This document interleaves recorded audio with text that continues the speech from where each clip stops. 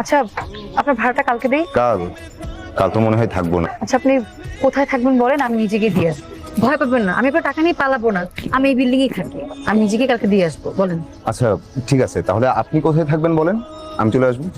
তাহলে কালকে আমাকে সকাল 10টায় ক্যাম্পাসে নিয়ে যাবেন, ঠিক আছে? সানিরা আসতে চাচ্ছিল।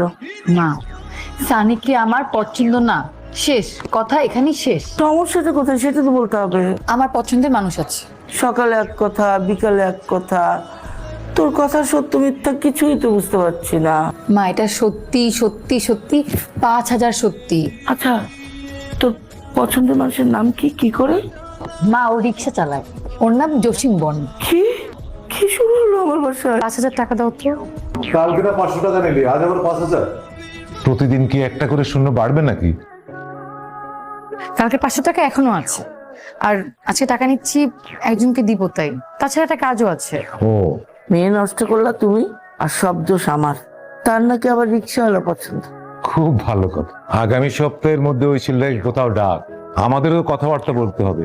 আর দেখি তোর পছন্দের রিক্সাওয়ালার মধ্যে এমন কি আছে যা অন্য কোনো ছেলের মধ্যে নেই।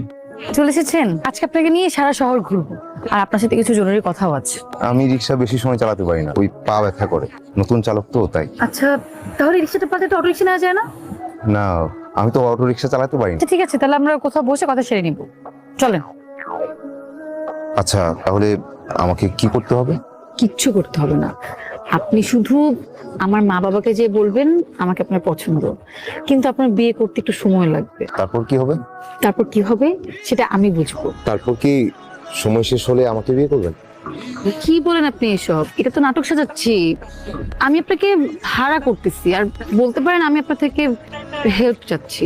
আপনার বাবা মায়ের তো আমাকে পছন্দ নাও হতে পারে।